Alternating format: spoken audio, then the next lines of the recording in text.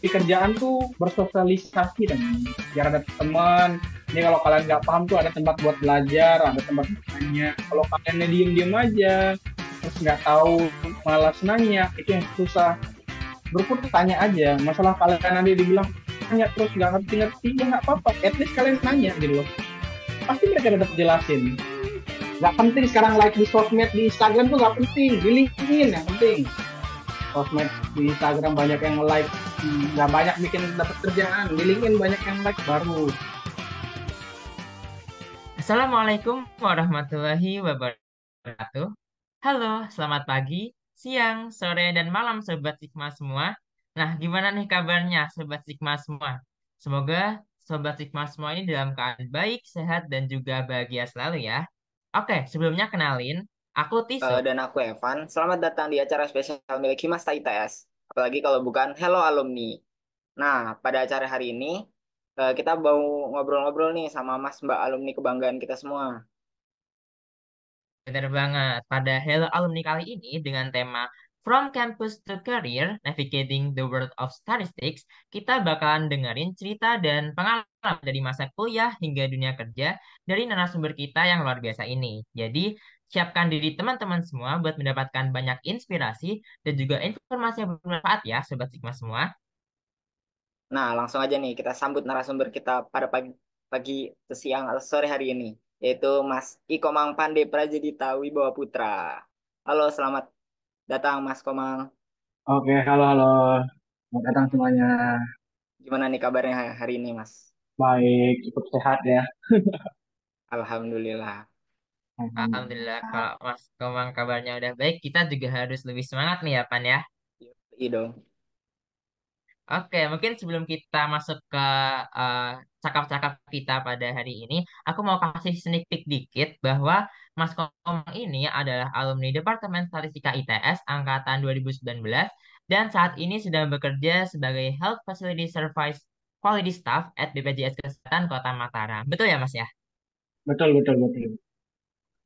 Oke, nah mungkin biar lebih afdol juga nih, mungkin dari Mas Komang bisa nih Mas Kat, memperkenalkan diri terlebih dahulu dan juga sekaligus nyapa-nyapa teman-teman Sobat Sigma semua yang ada di sini. Oke, halo semuanya. Perkenalkan, saya Komang Pandita Wijago Putra. Belum bisa manggil saya Komang. Kalau sekarang di kantor dipanggilnya Pande. Terus sekarang saya kerja mungkin bahasa Indonesia. Dan saya mungkin staf manajemen kerjasama dengan fasilitas kesehatan di BPJS. Tapi penempatannya sekarang di kota asal lah. Dulu mungkin waktu itu kuliah ini sedikit ini ya, fun fact aja. Nggak fun sih, cuman fact aja. Aku dulu komting angkatan 2019. Gini.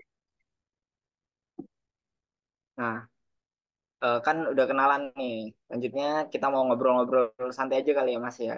Udah siap belum Boleh, sharing ke teman-teman di acara Hello Alumni hari ini? siap lah. Pasti siap. Kita masuk ke pertanyaan pertama. Kan Mas Komang ini kan angkatan 2019 ya. Nah, Betul. baru wisuda eh, tahun lalu lah. Bisa Hmm. diceritain nggak sih Mas? Kita agak trek ke belakang. Gimana sih perjalanannya dari eh, mulai masuknya, kenapa masuk statistika ITS sampai lulusnya gitu? Oke, mungkin dulu awalnya itu aku tuh disaranin sama orang tua tuh kuliahnya jurusannya kesehatan. Mana aku pribadi nggak terlalu suka sama tempat kesehatan gitu. Bukan tempat sih, tapi lebih ke arah belajar tentang kesehatan gitu. Entah itu jadi dokter, atau jadi apoteker. Karena harus hafalan tuh. Bagi aku hafalan tuh berat banget. Terus aku dulu-dulu itu sebelumnya tuh olimpiadanya itu kalau nggak fisika, matematika. Nah, jadi aku tuh emang berkecimpungnya tuh di dunia menghitung lah. Jadi lebih senang menghitung angka kayak gitu. Beneran rumus dan lain-lain. Setelah itu aku kalau fisika aku malas jadi teknik. Apa ya kerjaan yang nggak bukan matematika murni atau tapi udah penjurusan. Aku disarannya coba statistik aja. Jadi zaman 2018 itu aku udah dijelasin mengenai tentang big data. sekarang big data kan gede banget ya, gila-gilaan banget. Nah, itu aku dikasih tahu. Nanti kalau kerja di bidang statistika itu enak. Nanti ke depannya bakal bidang big data gitu, jalur kerjanya. Aku kayak, oh ya udah boleh deh ngambil statistika. Tapi terus aku ngambil di mana ya yang paling dekat dari rumah kan aku asalnya dari Bali Lombok ya. Terus yang paling dekat Surabaya tuh. Udah aku ngambil statistika ITS. Jalurnya dulu tuh jalur mandiri, jalur SNMPTN, jalur undangan. Namanya statistika ITS. Terus mungkin aku angkatan yang pertama masuknya itu belum pandemi itu 2020 mulai masuk pandemi. Terus aku mulai ke kampus lagi itu 2021. Aku ingat banget 2021 aku mulai pertama kali ngampus karena aku itu eh, ada kerjaan survei sama aku tuh ada mata kuliah yang mengharuskan kita itu turun arus surveinya itu turun. Itu mata kuliah aduh aku lupa nama mata kuliahnya. Pokoknya itu tentang antrian. Mungkin kalian yang semester 7 atau semester 8 tuh tahu tuh mata kuliah tentang antrian-antrian. Nah, tuh aku ngambilnya semester 5. Ngambilnya semester 5 tuh. Nah, semester 5 tuh 2021. Benar nggak ya? Benar-benar 2021 itu aku ambil mata kuliah itu akhirnya. Terus mulai 2021 aku ke Surabaya lagi. Setelah itu aku sama temanku mungkin nih namanya Bramandika mungkin kalau ada yang tahu itu temanku yang sering ikut lomba. Aku sering bareng banget lomba sama dia. Terus 2022 aku sama dia ikut namanya Bangkit Academy. Mungkin banyak lah anak di Paramesika. Terus itu pas itu Bangkit Academy. Mungkin ada yang lagi ikut juga. Aku sering lewat tuh seliweran di LinkedIn tuh anak-anak statistika yang ikut itu. Terus habis itu aku magang di SKK Migas di Jakarta di Kuningan. Nah, itu aku magang di sana sekitar 2 bulan mungkin. Terus baru lanjut magang lagi di Telkom. Jadi di Telkom itu aku sebagai data scientist itu selama 5 bulan. Setelah itu baru aku fokus TA sama kerjaannya itu lebih ke arah freelance sampai akhir 2023. Baru 2024 aku keterima di BPJS. Mungkin kayak gitu sih. Itu mungkin ya tentang kuliah-kuliah zaman dulu tuh kayak gimana. Oke oke. Berarti emang dari awal emang suka berhitung ibaratnya ya Mas ya, tapi nggak mau ke Iya. teknik nih, jadinya akhirnya ke statistika. Matkul yang antrean-antrean itu teknik simulasi bukan Mas? Oh iya, teknik simulasi ya, astaga ya, ya. Jadi Namanya pada tek sim, kuliahnya teknik ya, simulasi, teksim, teksim. ya tek sim Tuh, bener-bener. Oke, berarti emang perjalanan Mas Komang ini juga udah penuh dengan pengalaman gitu ya Masnya, juga jadi accounting juga, terus ya, magangnya juga di SKK Migas sama Telkom juga. Nah, mungkin kalau tuh. dari sebanyak pengalaman Masnya itu, kira-kira pengalaman paling berkesan apa sih Mas yang kayak Mas tuh paling ingat gitu selama kuliah dan barangkali juga guna gitu pas di dunia kerja sekarang? Oke. Mungkin aku ada beberapa pengalaman, banyak banget pengalamannya. Karena kan aku banyak ini ya banyak keluar-keluar juga. Mungkin aku kasih dua pengalaman, satu pengalaman yang sama teman-teman di masa kuliah itu yang lucu-lucuan. Terus satu lagi yang emang di saat kerjaan. Mungkin yang pertama dulu ya, mungkin biar intermezzo juga, biar seru juga, biar nggak terlalu serius-serius banget. Aku tuh Aman, aman Mas. sering banget di tahun 2023 tuh keluar kota sama temen-temenku.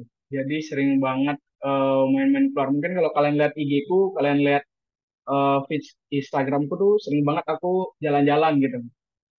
Terus aku tuh inget banget pas waktu aku seminar proposal tuh hari Jumat aku ingat banget.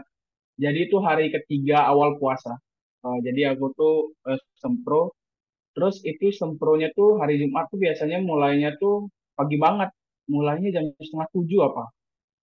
Setengah 7 sampai jadi aku tuh 2 orang yang sempro saat itu. Jadi temanku pertama, terus setelah itu aku. Nah, setelah itu kan sempro tuh selesai tuh foto-foto apa segala macam. Terus temanku ngomong, Mang, kayaknya kita jalan-jalan ke Madiun yuk. Terus aku kayak, soalnya ada rumahnya si A gitu, si A rumahnya di sana, kita main-main di sana sekalian nemenin dia ngambil mobil gitu. Ya udah aku tuh oke boleh sih jalan-jalan ke Madiun. Nah aku nggak tahu harinya kapan gitu. Terus aku tuh tidur. Pulang Sempro capek banget. Karena Sempro tuh pasti kita, Sempro Semhas tuh pasti kita semua tidur lah. Karena deg-degan banget kan. Sebelumnya tuh aku jadinya setelah itu baru tidur tuh.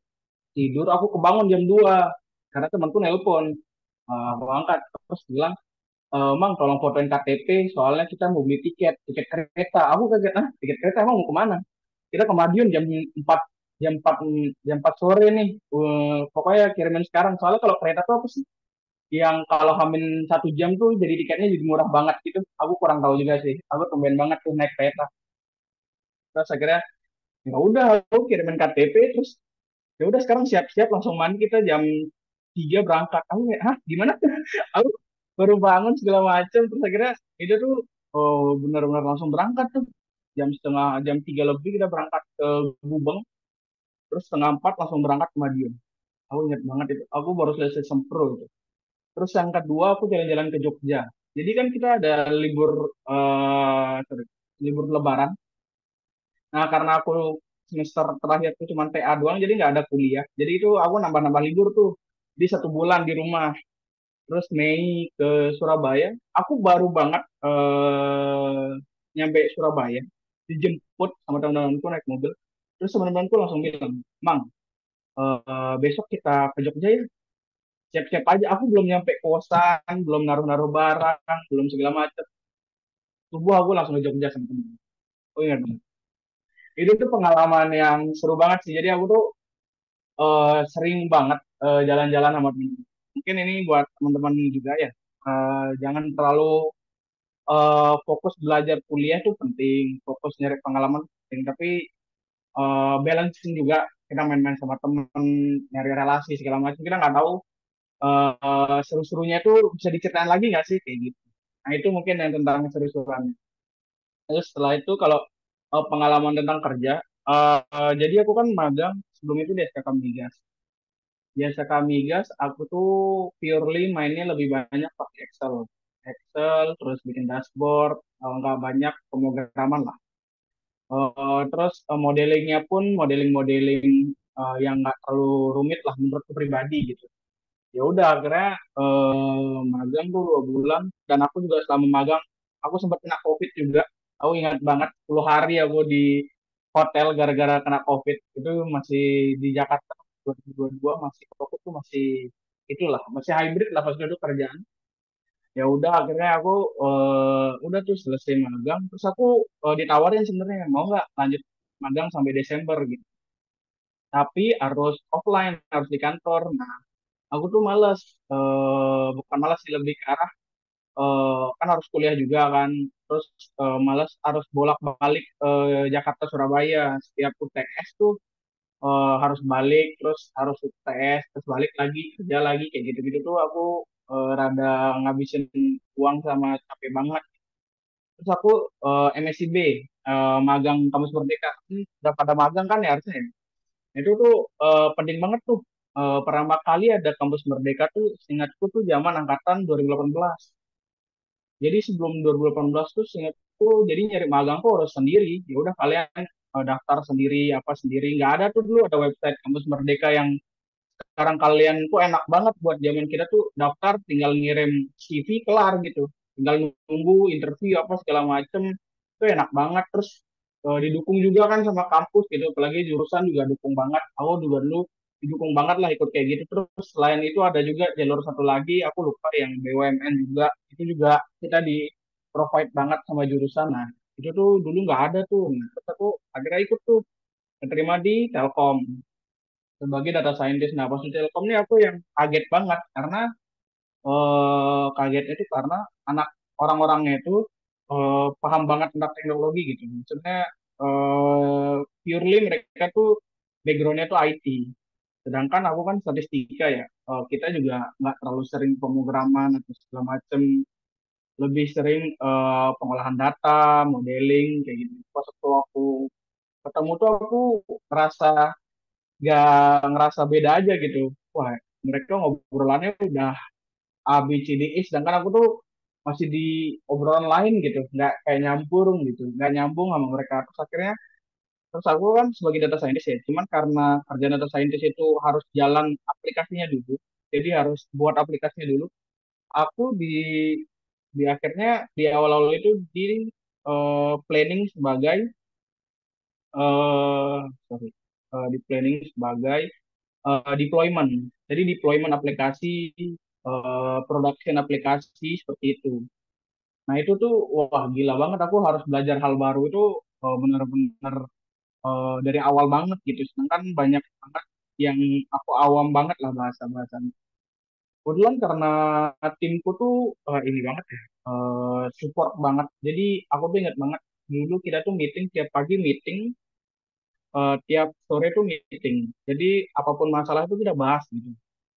Apapun yang nggak kita bisa tuh kita bahas banget-bangetan. Jadi sekalian belajar aku tuh sekalian bikin aplikasi gitu. Jadi nge-deploy aplikasi, nge-production aplikasi, ngurusin security aplikasi.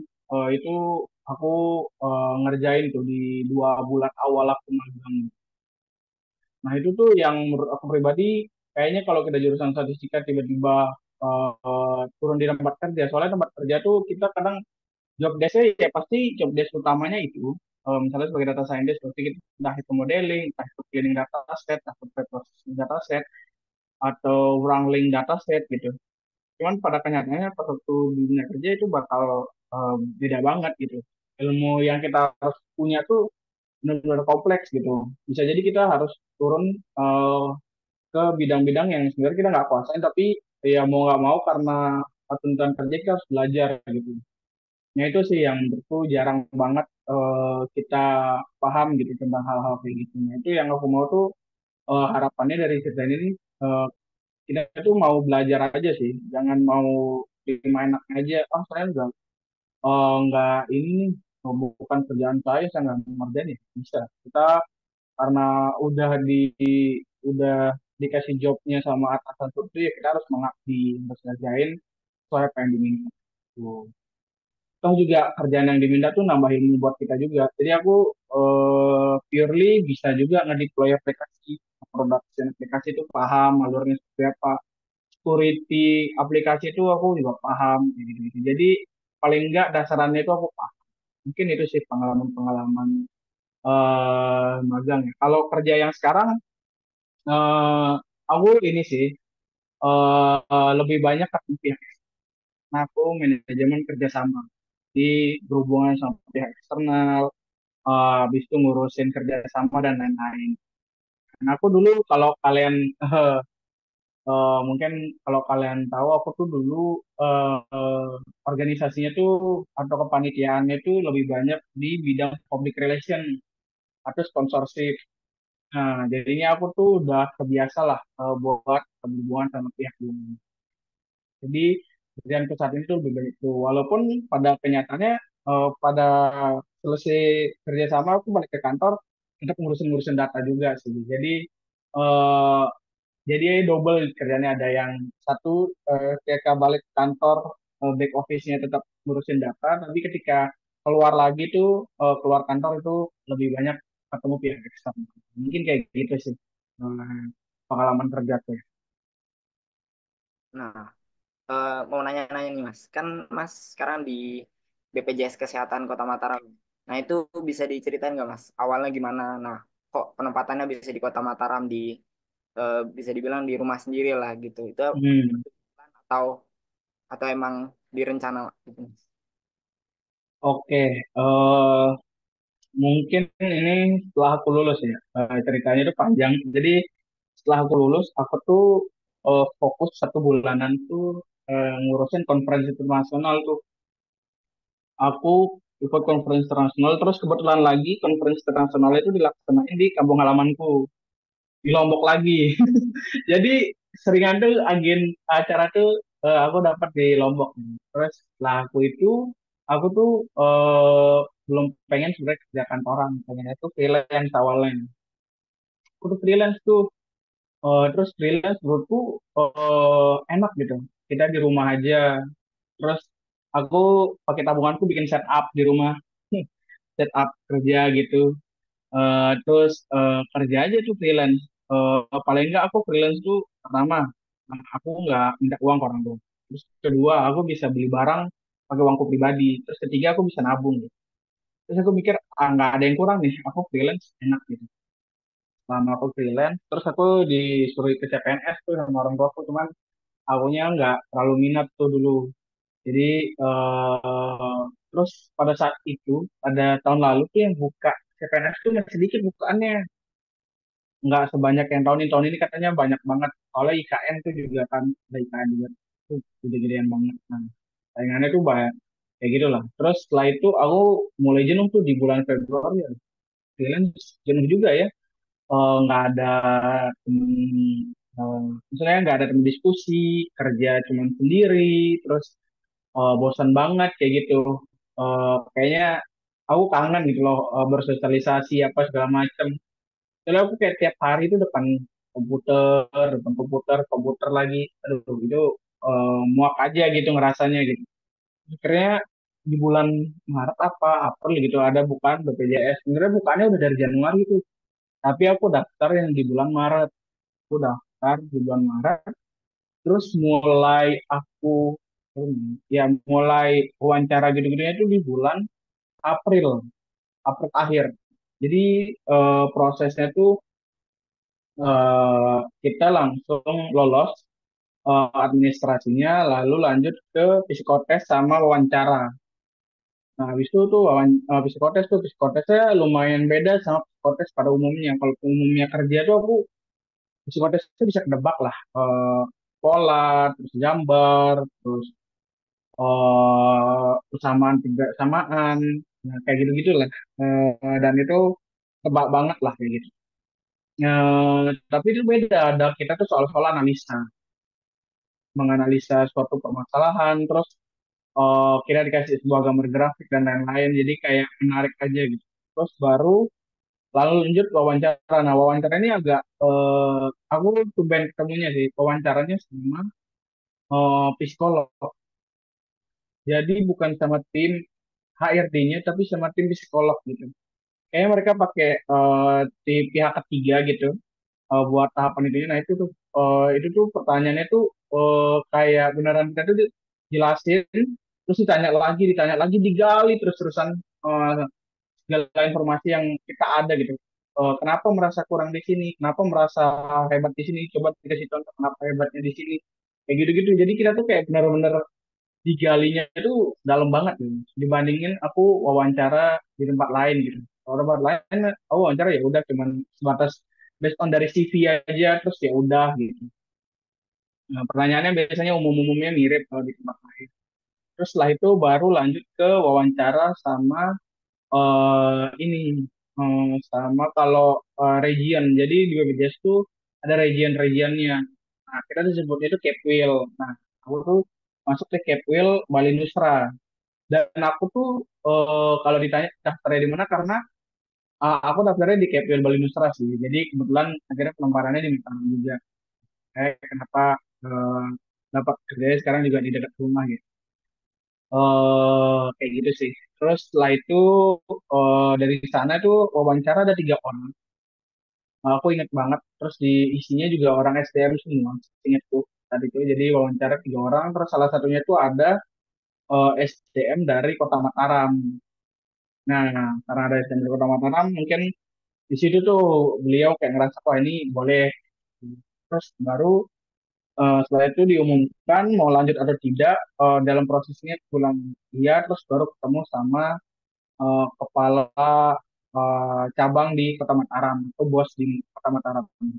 Terus baru ngobrol-ngobrol, terus akhirnya besokannya tanda tangan kontrak. Sekarang akhirnya jadi mungkin kayak gitu aja.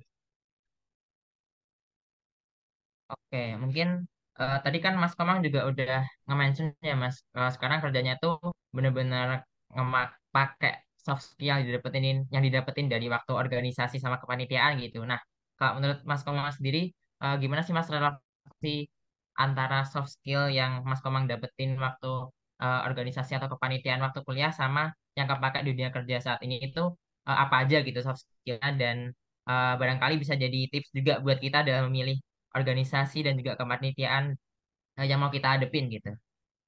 Oke. Oke. Kalau perannya kayak gitu tuh, kalau milih organisasi mana yang tempat kita mau berkembang, kayaknya aku nggak bisa nentuin sih. Kalian mau berkembangnya di organisasi mana? Karena tiap orang itu punya hal yang dia suka, gitu. Menurutku kalau kita ikut organisasi atau kepanitiaan bukan di bidang yang kita suka atau yang kita gemari itu bakal berat banget gitu. eh Kayak kepaksa gitu bawaannya. Jadi kerjanya nggak bakal happy lah. Cuman kalau soft skill yang aku dapetin karena aku dulu aku kerja kerja sorry. Aku dulu berorganisasinya tuh di luar eh, Timasta gitu. Aku dulu sebagai eh, staf di UKM Bridge, habis itu lanjut lagi sebagai wakil eh, ketua di UKM Bridge. Terus itu aku sebagai aduh aku lupa itu sebagai apa, cuman sebagai kepala divisi di bidang internal di LMB. Kalau kalian tahu LMB itu lembaga minat bakat tuh. Nah, terus karena aku organisasi di sini, kebanyakan aku tuh kalau yang di UKM Bridge aku kebanyakan membangun suatu organisasi. Maksudnya membangun tuh apa ya ngaceng? Aku ngurusin core-nya organisasi, ngurusin keorganisasiannya, ngurusin gimana cara atur staffnya, gimana penilaian staffnya, gimana hubungan evaluasi dari atasan ke bawahan dan bawahan ke atasan. Jadi biar kita tahu tuh tentang organisasinya seperti apa, terus rencana regenerasi eh, anggota ini bakal seperti apa itu aku yang ngurusin dulu. Nah, dan kalau di LMB bedanya itu apa? LMB itu aku fokus ngurusin dengan pihak internal. Pihak internal itu siapa? Itu UKM. Nah, jadi ada pihak internal sama eksternal. Eksternalnya yang di sini adalah itu yang ke kampus sama ke pihak luar. Sedangkan kalau internal itu berhubungan sama pihak UKM. Nah, sekarang kerjaanku tuh mirip-mirip lah, berhubungan sama pihak-pihak yang berkaitan. Jadi kalau dulu di LMB aku fokus ngurusnya tuh ngurusin UKM-nya. Kalau sekarang aku lebih banyak ngurusin fasilitas kesehatannya. Jadi banyak banget ngurusin kerjasama, entah itu sama rumah sakit, entah itu sama puskesmas, entah itu sama klinik. Nah itu mirip-mirip. Terus ilmu apa yang yang soft skill yang aku dapat tuh mungkin ini sih.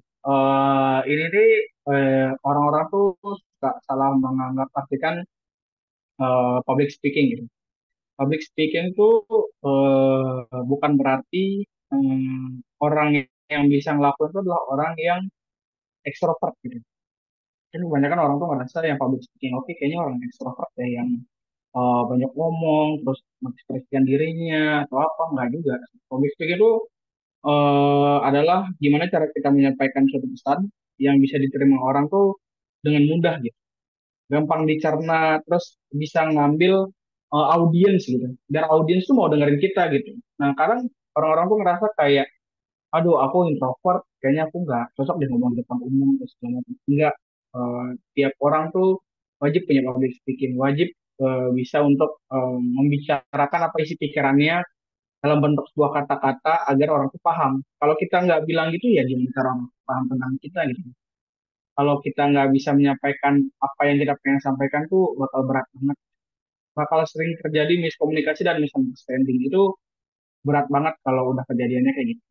Kayaknya aku tuh di organisasi kayak gitu, terus di kepanitiaan aku banyakkan public relation sama sponsorship itu juga fokus ngurusin kerjasama gitu. Entah itu sama pihak aku dulu tuh kerja samanya sama yang apa ya nama bahasanya kalau public relation ya, yang buat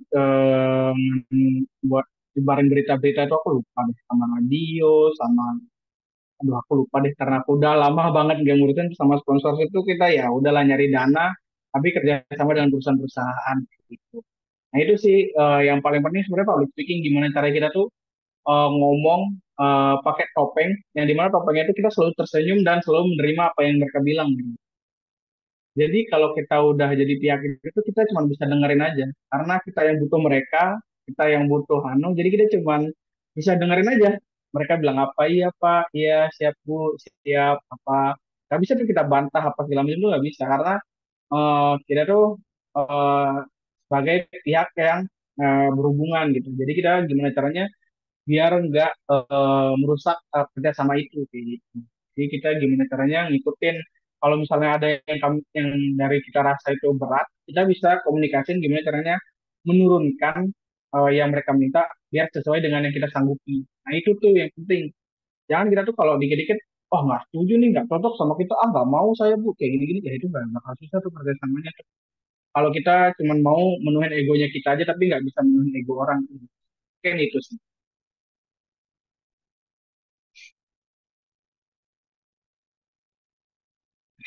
Kayaknya ini moderator kita nih hilang sinyal. Ya mungkin Iso lagi masalah sinyal, Mas. Oke, oke. Mas mau nanyakan tadi masalah rekrutmen BPJS tadi, Mas. Nah, itu Hmm. 2023 atau 2024 ya, Mas? Aku ikut yang 2024 dong. Kebetulan. Berarti kan bisa dibilang nggak terlalu lama lah dari wisuda ke awal rekrutmennya itu.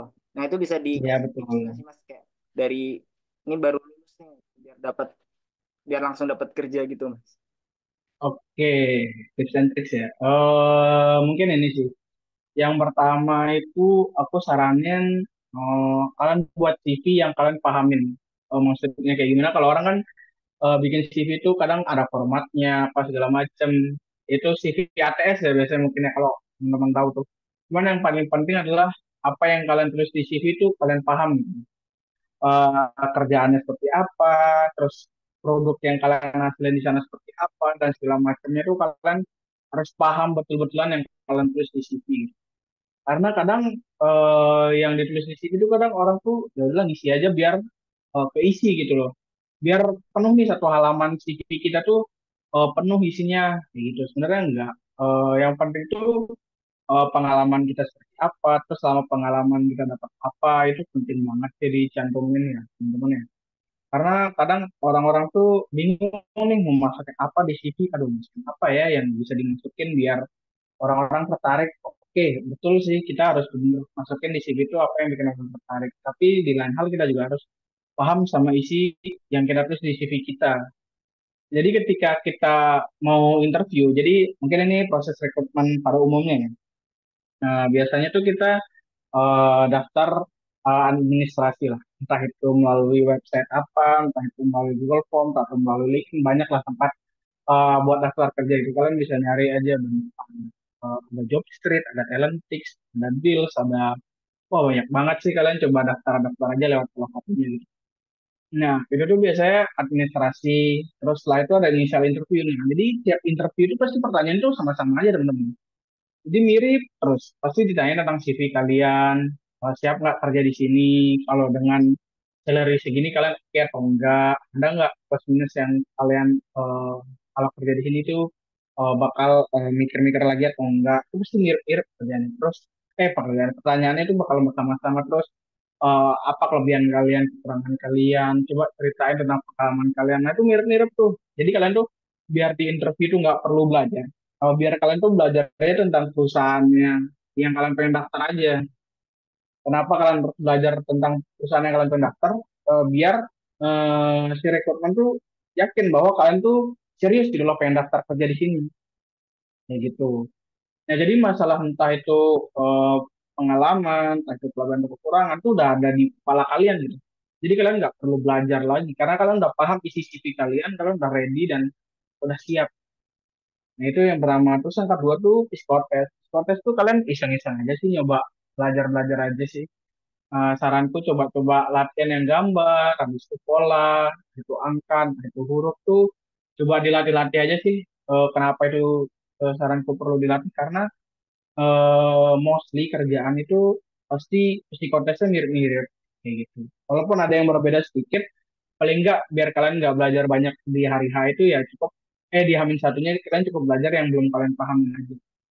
Jadi cari tips dan trik pola itu gimana, gambar tuh seperti apa, kayak gitu. Logika itu seperti apa misalnya silogisme dan lain-lain tuh kalian tuh pelajarin itu psikotes gitu. Terus selanjutnya tuh Nah ini biasanya kalau kita daftar di bidang big data, entah itu data analis, data scientist, dan data engineer, itu ada yang ngelakuin, ada yang enggak ya. Itu adalah technical test. Technical test tuh biasanya tesnya tuh eh, tes pemrograman. Jadi ada yang live code, ada yang kalian dikasih tugas terus kalian disuruh ngerjain dalam waktu deadline waktu yang tertentu gitu. Bisa itu sehari, bisa itu 6 jam kayak gitu. Ada juga yang live code. Aku pernah tuh yang ikut live code dan itu pertama kali aku daftar kerja tuh kaget banget live code. Terus ada orang yang nontonin tuh kayak deg-degan banget gitu. Itu tuh yang menurutku harus disiapin. Karena kita mau daftar di bidang data, technical test tuh yang wajib kalian bisa tuh yang pribadi ya. Bahasa pemrograman mungkin yang umum ya. Kalau sekarang kalian pasti banyak belajar tuh Python sama R gitu. Nah itu penting tuh dikuatin, khususnya di Python sih. Kayaknya mostly sekarang Python sih banyakan yang make. Terus masalah basis data tuh big datanya sendiri, datanya itu belajar sama SQL sama Postgre. Nah, latihannya itu bisa di mana? Kalian kalau Postgre atau MySQL tuh aku banyakan belajar tuh di data lemur. Kalian coba aja cari sekarang tuh data lemur. Tuh. Itu tuh tempat latihan buat SQL, interview dan segala macam tuh main oke tuh. Kalau nggak HackerRank tuh juga bisa kayak gitu-gitu. Jadi HackerRank tuh juga sama, cuman HackerRank tuh lebih luas, ada bahasa yang luas banget. Kalian bisa belajar di sana. Sampai kalian mau belajar AI, mau belajar tentang statistik juga ada di HackRank gitu. Nah, itu yang kalian mungkin coba pelajarin. Tapi kalau kalian cuma dilihat dari project, saranku kalian coba buka Kaggle. Ini biasanya anak-anak statistika ini dari Kaggle. Kalian tuh banyak dataset tuh di sana tuh kalian coba aja iseng-iseng ngolah, ngulik, bikin modeling segala macam atau bikin dashboard kayak gitu. Nah, ini dashboard nih juga penting nih. Jarang banget diajarin kita nih bikin dashboard pakai Tableau, pakai Power BI, pakai Looker Studio. Pada tahu nggak itu? Atau di kuliah nggak diajarin? Soalnya tuh zamanku kayaknya nggak dapat tuh, kayak gitu. Cuman zaman yang maba-maba baru ini itu ada mata kuliah tentang MySQL tuh di basis data kalau nggak salah itu dapat. Nah sekarang tuh belajar dashboard itu juga penting kalau kalian sebagai data analis gitu. Belajar dashboardnya itu penting, cara buatnya penting. Habis itu cara eh, proses kerja tuh bisnis core-nya tuh harus paham juga dari data ini kalian mau masukin apa aja nih poin-poin penting masalah-masalah yang ada dalam bentuk dashboard. Nah, itu juga penting tuh biar orang paham isi dashboard kalian alurnya bagusnya seperti apa gitu tuh penting banget tuh kalau di technical test tuh ya technical test kayak gitu. Biasanya hasil dari technical test tuh lanjut ke wawancara sama user. Nah, wawancara sama user itu apa? Wawancara user itu biasanya kalian wawancara sama eh, orang yang bakal kalian ajak kerja, atau manajernya lah, atau rekan kerja kalian nanti. Nah, kayak gitu tuh biasa ditanyain tuh hasil kerjaan kalian. Oh, kalian kamu buat gini, coba diceritain nih kenapa buatnya kayak gini, ada yang kamu buatnya kayak gimana segala macem. Jadi tanya-tanya banyak lah. Kayak gitu, terus baru setelah itu ada rekrutmen sama direksi atau direktur. Itu bisa ada, bisa enggak tuh. Gantung tiap perusahaan beda-beda. Setelah itu baru ada yang pakai MCU, ada yang enggak. Nah, MCU itu medical check up, ada yang harus tes kesehatan dulu, ada juga yang enggak. MCU itu tergantung perusahaan lagi. Nah, setelah itu baru deh kalian kerja. Mungkin itu sih prosesnya ya. Sama yang penting itu ya itu sih menurutku yang paling di point out tuh di tiga awal. Tiga awal tuh di mana di CV, administrasi, kedua di psikotes tuh kalian siapin aja karena itu pasti banget. Terus yang ketiga technical test. Technical test tuh menurutku satu-satu hal yang nggak bisa kalian minta tolong joki. Sekarang lagi rame kan masalah joki-jokian nih. Nah itu kalian nggak bakal bisa namanya joki. Trust me.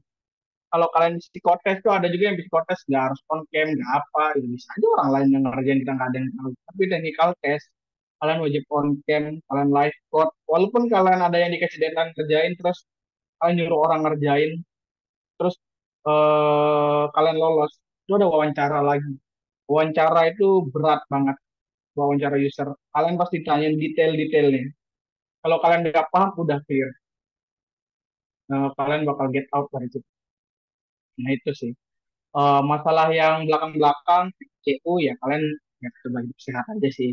Terus masalah kalian wawancara sama direksi ya udahlah itu paling kalian coba cari tahu tentang perusahaan yang kalian pengen daftarin, pahamin core bisnisnya seperti apa, terus posisi yang kalian pengen kerja tuh seperti apa kayak gitu, ya. Setelah itu ya udah lancar aja pasti bakal ketemu. Kalau kalau saingan lainnya kurang aja sih. Kalau saingan klien kalian oke-oke juga sampai tahap akhir biasanya yang dicari kerja tuh cuma satu orang teman-teman. Jadi di satu posisi itu yang dicari cuma satu. Saingan kalian ya ramai banget. Ya kalian gimana caranya bisa bersaing aja sih buat satu kursi itu. Gitu sih. Oke, tadi eh boleh tahu nih Mas, kan tadi Mas Komang banyak mention ya kalau Mas Komang ini ternyata di luar kuliah ini intinya banyak hal yang masih perlu dipelajarin secara mandiri gitu. Nah, kalau Hmm. misal dari kuliah Mas Komang sendiri selama di Statistika ITS tuh seberapa relevannya sih Mas sama dunia kerja? Maksudnya yang kepakai itu kira-kira kayak apa aja dan yang mau Hmm. kita cari sendiri itu apa aja gitu. Oke. Ini opini ku pribadi ya. Ya bisa dijadiin patokan buat tiap orang. Yang aku pribadi dapetin di kuliah, eh, yang kepake itu kayaknya nggak nyampe 50%. Kenapa kayak gitu? Karena di kuliah itu kita lebih banyak belajar teori mengenai pengolahan datanya dan modeling. Dan kita belum tentu dapat tempat kerja atau dunia kerja yang seperti itu gitu. Dan job desk tiap data analis di tiap perusahaan itu beda-beda. Data scientist di tempat perusahaan itu beda-beda. Nggak pasti sama job desk-nya. Nggak bisa kalian bilang, oh data analis pasti ngolah data, terus kita bikin dalam bentuk dashboard nih, bentuk dalam visualisasi, udah gitu aja clear. Nggak, pasti nggak. Tiap tempat kerja pasti itu pasti core utama kerjanya sama, cuman anunya itu berbeda. Nah, kenapa aku bilang nggak nyampe 50%? Karena mungkin pemrogramannya kita diajarin di modelingnya segala macamnya, cuman kadang di zamanku tuh kita nggak dapat belajar MySQL, Postgre yang dimana pada saat itu hal-hal itu tuh wah itu lagi data analis tuh wajib banget kita bisa itu gitu. Sedangkan kita tuh nggak pernah dapat secara real kayak megang data atau ngolah data pakai MySQL, Postgre saat di kuliah. Dan malah kita tuh kebanyakan tuh ngolah data di Excel. Nah, sedangkan sekarang itu dunia udah mulai berjalan di mana semuanya itu udah otomasi mainnya. Jadi kerjaan tuh udah berbeda gitu. Terus masalah dashboard, dashboard nih benar-benar aku nggak pernah dapat sih di jurusan. Aku malah dapatnya itu ini sorry ya mungkin Bu Kartika sebagai kadep, mohon maaf. Malah dapatnya itu di eh, lomba. Jadi aku tuh ini teman-teman penting ya. Ikut lomba itu penting banget. Kalian bakal tahu di lomba-lomba tuh apa-apa aja yang ada gitu. Aku belajar Locker Studio karena lomba. Aku belajar Power BI karena lomba. Aku belajar Tableau karena lomba. Jadi karena lomba-lomba itu biasanya beda-beda anunya. Nah itu tuh harus tuh kita pakai sesuai dengan yang mereka minta toolsnya biasanya. Dulu ada juga tools yang buat eh, dashboard itu namanya MicroStrategy. Itu aku juga pernah tuh lomba pakai MicroStrategy. Sebenarnya buatnya itu sama-sama drag and drop sih. Simple lah. Sebenarnya bikin dashboard tuh simple karena kita nggak perlu pemrograman. Sedangkan kita kalau kalau kuliah kan kalian pasti belajar R bikin visualisasi ya. Pakai Python bikin visualisasi, bikin grafik gitu. Nah itu kan harus bikin grafik, harus nge-coding gitu. Kalau sedangkan kalau di Tableau, Power BI itu kita nggak perlu gitu. Jadi tinggal tarik data, import data, terus pilih mau variabel mana, segala macam. Udah jadi aja grafiknya. Tinggal kalian tata secantik mungkin dan semenarik mungkin yang bisa kalian buat kayak gitu-gitu. Udah kayak gitu aja. Ya itu sih. Ini saranku kalau bisa nanti bilang nih ke dosen-dosen kita kayaknya perlu deh belajar tentang dashboard. Kali aja nanti dari dosen-dosen ada punya kenalan yang bisa buat ngajarin. Itu sih. Sama ini sih kalian tuh menurutku kita tuh dapat zaman yang enak deh, dapat kampus merdeka. Terus kuliah kampus dukung banget kampus merdeka. Pasti dosen-dosen dukung, nggak mungkin nggak ada dosen yang dukung kalian kampus merdeka. Saya sama aku dulu di kampus merdeka nggak pernah tuh dilarang sama jurusan gimana tuh pasti jurusan dukung banget tuh masalah kayak gitu. Terus daftar BUMN Magenta itu pasti didukung gitu. Aku yakin banget jurusan dukung kita buat berkembang di luar gitu. Nah itu karena ada magang-magang itu kalian kalau bisa kalian tuh dapat jatah 2 kali loh teman-teman, buat magang di kampus merdeka gitu. Buat 2 kali daftar, buat 2 kali keterima ya, bukan 2 kali daftar. Aku 2 kali keterima di Bangkit sama di Telkom. Nah itu aku dapat 2 kali keterima. Terus setelah itu aku nggak bisa daftar lagi tuh karena udah 2 kali keterima gitu. Jadi kita harus kasih teman-teman yang lain juga harus berkembang kayak gitu. Nah karena kalian dapat 2 kali, itu kalian manfaatin sebaik-baiknya. Jangan sampai nggak dipakai gitu. Karena wah sayang banget sih kalau kalian nggak pakai gitu loh. Kalian pasti ntar setelah lulus kalian bakal bingung. Kenapa bingung? Karena oh CV ku kosong ya, nggak ada isinya gitu. Kalian cuman isi sama KP gitu. Wah KP cuman satu gitu. Itu agak sayang kalau kalian cuman masukin satu di KP gitu. Udah cuman isinya kuliah, KP, organisasi gitu. Wah itu kadang sedih gitu. Kalau kalian nggak masukin kalian kerja di mana atau magang di mana. Terus kalian jadi asdos, asdos itu juga bisa dimasukin ke CV tau. Kalau kalian jadi asdos, jadi itu dimasukin segala macem. Dan itu masuknya ya itu pengalaman kerja gitu. Jadi kalian ada pengalaman kerja yang bisa kalian tunjukin. Tuh. Itu sih penting banget ya, jangan sampai disia-siain. Kalau zamanku pada saat itu teman-temanku banyak tuh yang ngambil kamus merdeka. Dan di saat itu aku menyayangkan banget gitu loh, nggak diambil. Padahal jurusan tuh mendukung banget gitu loh buat kita ngambil. Ya ada tuh aku dengar-dengar ada temanku yang dilarang buat ikut kampus. Aku yakin pasti Departemen Statistika ITS itu mendukung anak-anaknya buat berkembang di luar jurusan. Dan satu lagi, kalau kalian berkembang di tempat luar, jangan bawa eh, nama baik ke jurusan itu jadi jelek. Tolong dijaga baik-baik gitu. Jadi kalian tuh harus bisa memberikan yang terbaik di tempat kalian. Jangan setengah-setengah. Duh, udahlah aku magang cuma buat dapat ininya pengalamannya aja males aku harus ngapain ah biasanya juga magang katanya di sosmed cuma disuruh bikin kopi sama fotokopi kok nggak ada itu udah berubah sekarang zaman. Terus ada yang bilang enak loh tempat magangku nggak ngapa-ngapain nah itu yang salah tuh kalau kalian tempat magang nggak ngapa-ngapain kalian mengisi apa di CV gitu di laporan kalian ke kampus kalian mengisi apa gitu loh kalau kalian nggak ngapa-ngapain nah itu tuh yang kadang orang-orang tuh salah tuh kayak gitu-gitunya. Nah itu sih yang aku tekanin banget ya. Kalau ada jurusan itu nyaranin kalian ke kampus merdeka, nyaranin kalian ke UMN Magenta atau jalur manapun, yang penting bisa magang itu kalau bisa dimanfaatin banget. Mungkin itu aja sih. Oke, nyambung sama pertanyaan sebelumnya nih Mas, kan eh bener ya, berarti intinya kita benar-benar harus banyak gali ilmu di luar perkuliahan gitu. Nah, Betul. sedangkan untuk mahasiswa sekarang kan ibaratnya kayak kuliah ini udah pusing gitu, udah pusing sama pelajaran Hmm. matkul-matkul di kuliah gitu. Kira-kira dari Mas Komang ini ada tips atau tips and trick gitu mungkin atau saran buat kita semua kayak barangkali ada mereka yang mau memulai untuk belajar di luar biar nggak keteteran gitu sama kuliahnya atau mungkin ada program-program apa aja sih yang Oke. bisa kita ikutin biar kita bisa eh, magang di luar atau belajar di luar dapat tapi kuliahnya secara beban SKS itu juga tetap ke jalan gitu. Nah, oke oke. Ini di zamanku ya. Aku nggak tahu di zaman kalian kayak gimana masalah peraturannya itu seperti apa. Di zamanku tuh kalau kita kuliah terus kita ngambil kampus merdeka itu ada namanya transfer SKS. Kalian ada lah ya harusnya.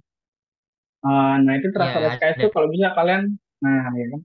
Nah kalau bisa kalian tuh manfaatin banget sih transfer SKS tersebut karena itu penting banget sih. Kenapa penting? Karena kalau kalian bisa hitung-hitung tuh, transfer SKS kampus Merdeka tuh 20 SKS, teman-teman. Kalau kalian ngambil 2 kali, itu 40 SKS. 40 SKS kan tidak kuliah, teman-teman. Itu enak banget. Ya, aku tuh jujur aja ya. Aku tuh semester, nih sorry ya, semester ini ini aku garis bawahi dulu ya.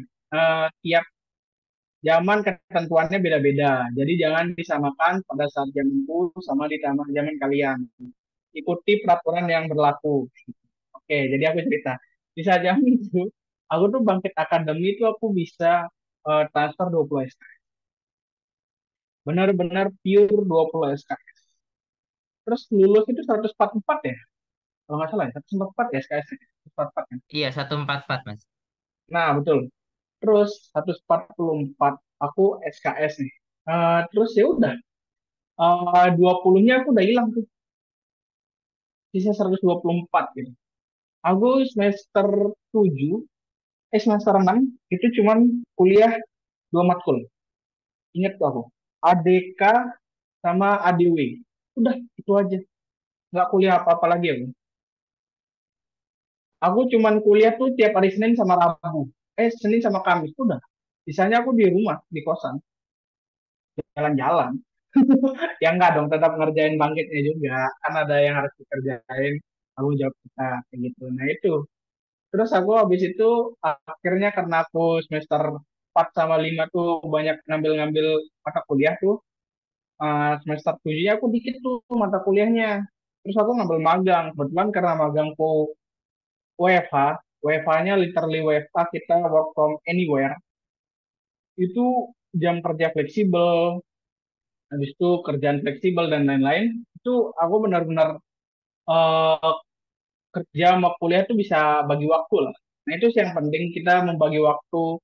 Itunya tuh yang jarang orang-orang tuh bisa. Kadang orang-orang tuh kayak ngerasa, aduh susah nih bagi waktunya, aduh susah nih ininya. Kadang kita tuh karena terlena sama ini sih, menurutku kita tuh terlena sama, aduh udah capek di kantor, kuliahnya nggak anu kayak gitu-gitu. Menurutku kuliah tuh juga penting sih, harus diselesaikan, gitu. Walaupun kalian magang sebanyak apapun, tapi kuliahnya nggak selesai kan juga sayang, gitu. Kasihan juga orang tua dan sekolahin segala macam. Nah, itu.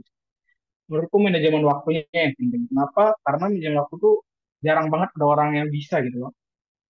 Nah, manajemen waktu. Itu kalian harus ngatur waktu. Makanya nih ya, kalau kalian kuliah, terus kalian jadi deadlineer ngerjain tugas, wah itu kacau sih. Apalagi kalian sambil magang. Itu kacau banget, banget, banget. Aku nggak menyarankan kalian sebagai deadlineer.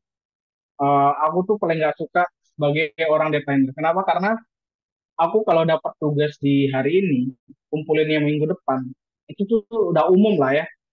Pasti aku kalau ada waktu di 3 hari ke depan buat ngerjain, aku kerjain di 3 hari sambil aku magang. Kenapa kayak gitu? Karena biar nggak ada eh, ini apa sih namanya, biar nggak ada beban kerja yang tertinggal gitu loh. Tanggung jawab kita tuh udah selesai jadinya.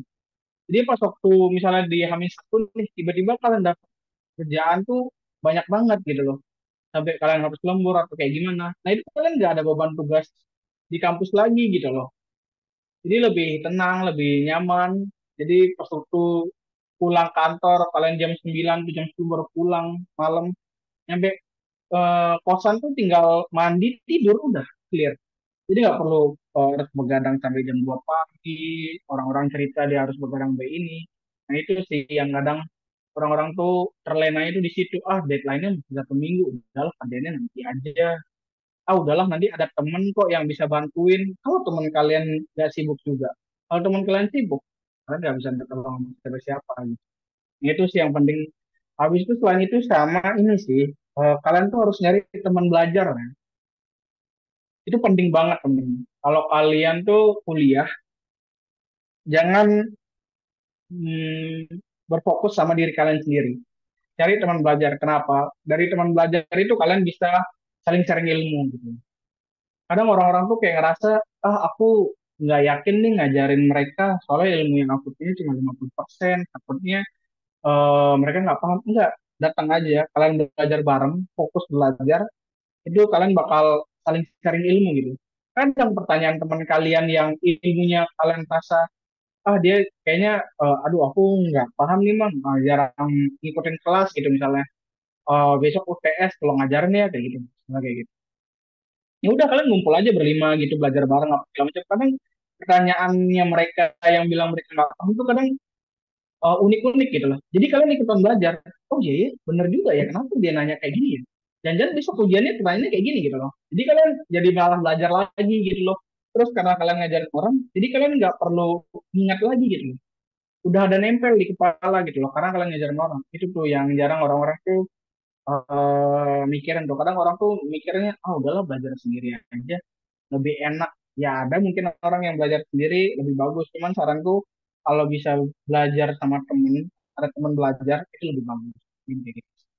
Itu sih dua hal yang penting ya. Manajemen waktu sama teman belajar. Kalau kalian mau bisa kuliah lancar, kerjaan lancar. Sama di kerjaan tuh bersosialisasi teman. Biar ada teman. Ini kalau kalian nggak paham tuh ada tempat buat belajar, ada tempat buat nanya. Kalau kalian diem-diem aja, terus nggak tahu malas nanya, itu yang susah. Berikut tanya aja. Masalah kalian nanti dibilang dimarahin, nanya terus nggak ngerti-ngerti, ya nggak apa-apa. At least kalian nanya gitu loh. Pasti mereka tetap jelasin. Karena apa? Karena nanya itu kunci awalnya gitu. Kita tuh datang ke dunia baru, kalau kita nggak nanya atau kita nggak observasi nggak bakal bisa. Mungkin itu sih. Mas kan tadi di mention juga kalau di semester akhir Mas, matkul-matkulnya sisa dua, sisa sedikit lah. Nah, Hmm. kalau alumni ini bakal ditonton sama anak 23, 24 juga yang baru masuk. Ada tips nggak ini alokasi buat SKS-nya nih eh, sebaiknya gimana gitu, biar nanti Hmm. di akhir sekiranya lebih enak gitu. Oke. Mungkin semester satu semester 2 masih paketan kan ya? Satu satu masih, dua boleh nambah. Oh, boleh nambah ya? Oh iya, iya, iya. Benar, benar. Nah ini saranku. Kalau satu itu kan kalian masih UPMB ya? UPMB kan ya masih ya? Iya Oh benar. iya. Nah itu masih UPMB tuh. Nah itu berat tuh di sana tuh. Belajar matematika, fisika, kimia. Wah, jadi anak SMA lagi tuh. Nah itu berat tuh. Nah ini saranku tuh kalian coba adaptasi dulu di semester satu. Cobain dulu kuliah 18 SKS yang murni gitu loh. Kalian rasain sekosong apa dunia kalian 18 SKS. Gabut, nggak ngapa-ngapain, pulang, apalagi yang kupu-kupu ya, kuliah pulang,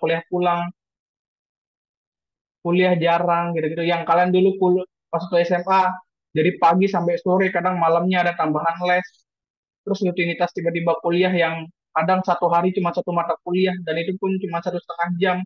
Terus bingung hari ini ngapain ya, kosong banget hari ini gitu loh. Nah itu tuh kadang orang-orang waktu kosong itu tidak digunakan buat ngerjain tugas, nyelesain tanggung jawab. Nah itu tuh kalian cobain tuh di semester satu tuh sedikit-sedikit coba eh, ngerjain tugas, manajemen waktu, kayak gitu-gitu. Habis itu kenalan sama pihak luar, ikut organisasi atau kepanitiaan, itu coba aja dulu. Di sana tuh kalian bakal dapet tuh. Nah semester 2 itu baru kalian mulai nambah mata kuliah tuh. Cobain yang nambah mata kuliah yang 2 SKS atau 3 SKS. Jadi kalian 20 SKS atau 21 ya tadinya. Itu cobain aja dulu. Kalau kalian sanggup, nah semester 3 nambah jadi 24. Nah 24 tuh penentuan tuh kalian di semester 3. Sanggup nggak nih 24 nih? Kalau kalian ngerasa sanggup, semester 4 ambil lagi 24 SKS. Kayak gitu. Cuman kalau kalian merasa, aduh kayak 24 berat banget gini. Apalagi aku misalnya kalian tuh ada yang apa sih, organisasi atau kepanitiaannya. Nah itu juga saranku ya buat organisasi sama kepanitiaan kalian tuh jangan ngambilnya banyak-banyak. Saranku aja ini ya. Ngambilnya yang kalian suka sampai yang menurut kalian bisa nambah value kalian. Udah gitu. Kalian mengambil banyak itu malah membuat diri kalian lelah dan capek. Kalian misalnya nih, kalian punya 4 organisasi dan 2 kepanitiaan nggak buat kalian keren kok. Gitu kan.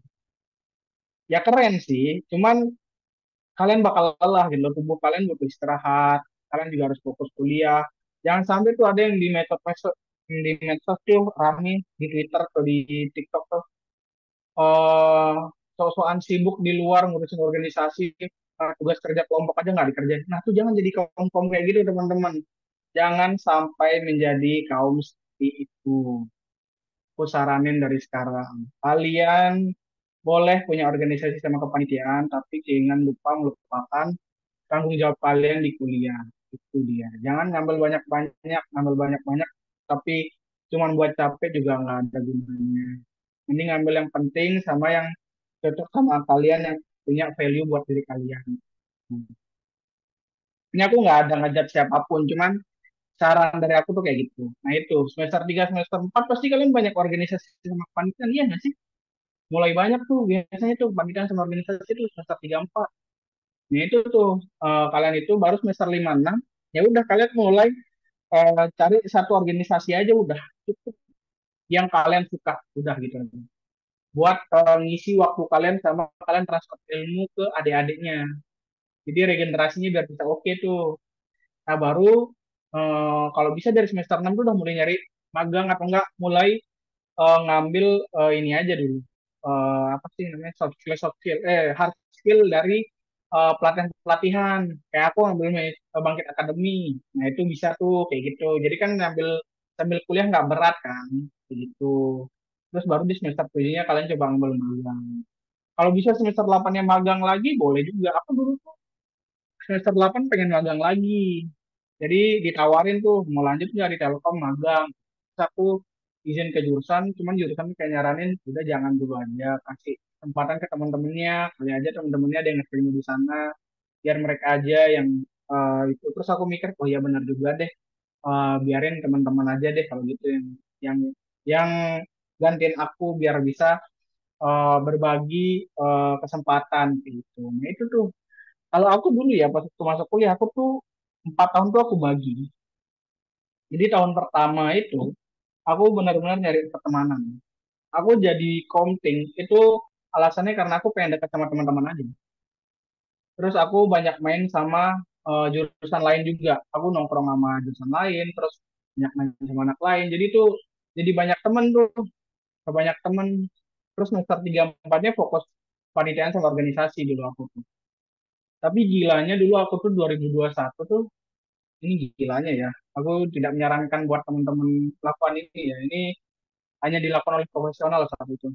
Jadi aku tuh kepanitiaan itu aku ikut 3, ingat banget aku. Kepanitiaan 3, organisasi 2, terus aku ngambil job surveyor saat itu.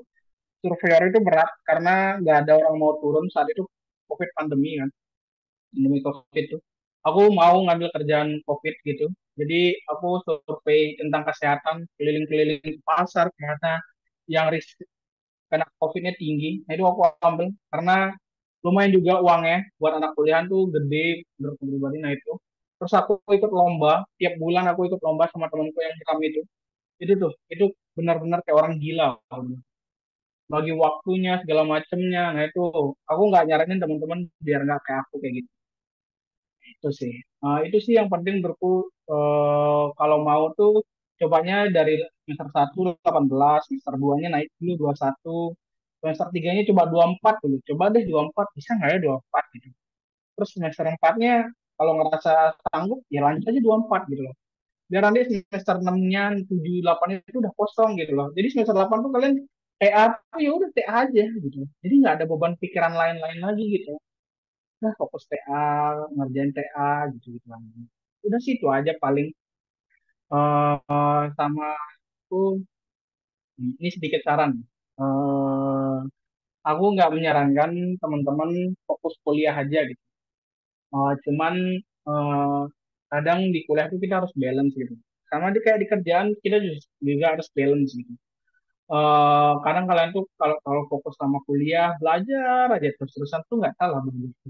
Cuman kalau bisa tuh kalian juga cari pertemanan. Kadang cerita pertemanan di kuliah tuh nggak bisa kalian ulang lagi. Nah, kalau kalian udah kerja, waktu kalian ketemu sama teman-teman tuh sedikit banget banget banget.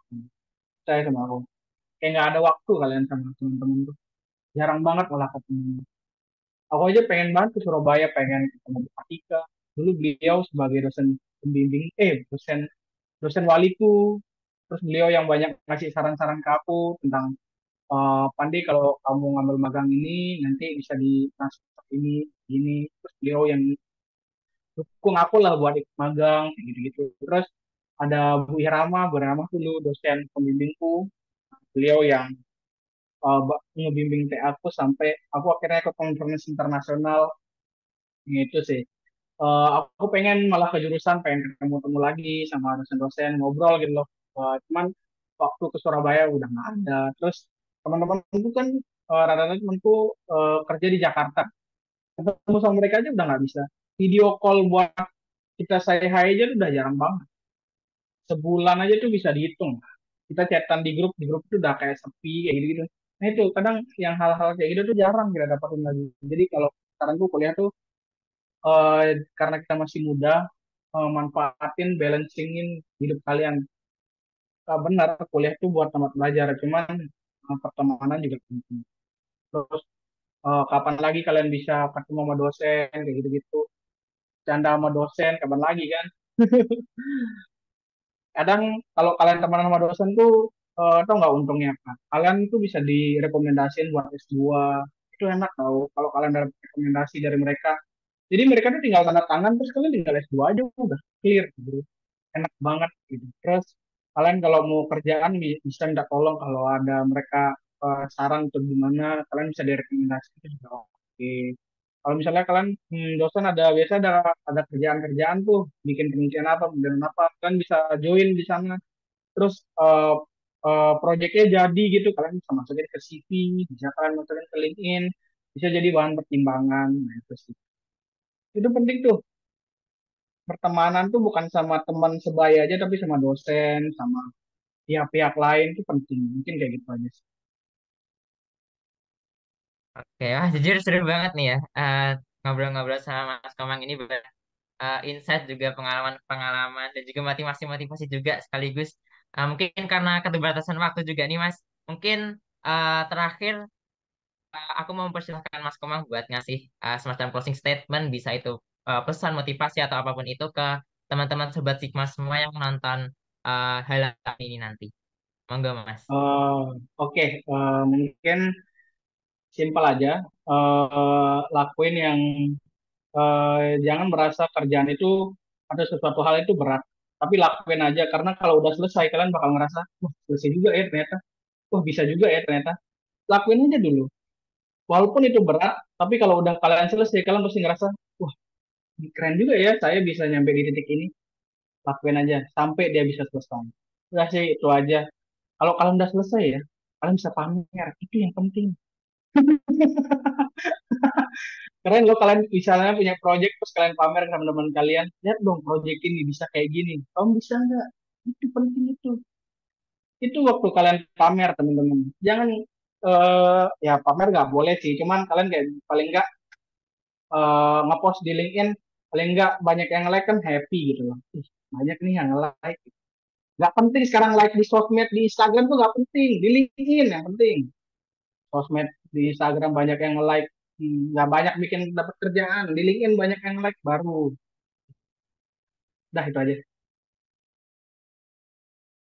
Oke, jadi intinya emang apapun kerjaannya pokoknya dilakuin aja dulu karena kalau udah selesai nanti bakal lega banget dan juga bisa jadi sarana self branding gitu ya Mas ya ibaratnya ya. Oke, karena dari Mas Tomang juga udah ngasih semangat dan juga pesan buat Sobat Sigma semua, itu akhirnya berakhir pula rangkaian acara Hela Alumni kita pada kesempatan kali ini. Nah, aku mau ngucapin terima kasih banyak buat Mas Komang atas semua cerita dan juga inspirasinya yang udah Mas Komang share ke kita semua hari ini. Tentunya harapannya ini semua bisa menjadi suatu hal yang sangat bermanfaat dan juga memberi wawasan baru bagi kita semua. Nah, bener banget nih. Semoga pengalaman dan tips-tips yang udah dikasih sama Mas Komang tadi bisa jadi motivasi buat kita semua buat terus belajar dan meraih cita-cita. Bener banget. Sekali lagi terima kasih banyak Mas Komang atas semua cerita-ceritanya dan juga kasih juga kepada semua sobat Sigma yang udah nyimak obrolan kita sampai akhir kali ini. Aku Tiso. Dan aku Evan pamit undur diri. Sampai jumpa di Hello Alumni berikutnya. Tetap semangat dan salam sukses untuk Sobat Sigma semua. Assalamualaikum warahmatullahi wabarakatuh.